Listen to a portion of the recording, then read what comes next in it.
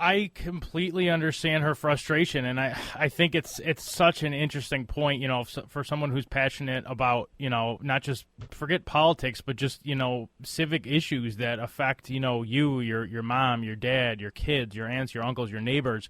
I mean, you see that this is real and this affects people. So when you see an opportunity, to have something like single payer that you think would really help the country, and then you see it get watered down, you see a great guy like President Obama who really is fighting to have health care for all, and it's frustrating because he didn't want it to get stripped away the way it did and then not even have a public option. But you've seen all the attacks he's taken just for getting what he did past. So I think you live in the reality and you see why things are the way they are, but you also fight to change them. And I do think, the last comment was made is dead on. The most important thing, I think, regardless of what your issue is, whether it's climate change or whether it's health care, no matter what it is to have real campaign finance reform, not just reversing Citizens United, but even before Citizens United, it was nowhere close to as bad as it is, but we had PACs instead of super PACs.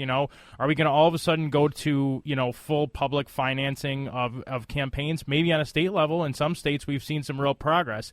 And I think if you can get that going first, then, not only are you going to have better policies that really represent the majority of people who are voting, but you're also going to have a chance to have a legitimate third-party candidate here or there, because the people aren't going to have to be, I forget what the numbers are, Brad, you know this better than anybody, but your average congressional campaign, I believe, costs about $1 million, and your average senatorial campaign is $3 million, and right? rising. Yeah, so, come on, that's absolutely asinine. The common man and woman doesn't have a fighting chance at getting anywhere near the legislative branch where they could make real change. So, like I said, regardless of your issue, I think you have to get involved in campaign finance reform, whether you're on the left or the right.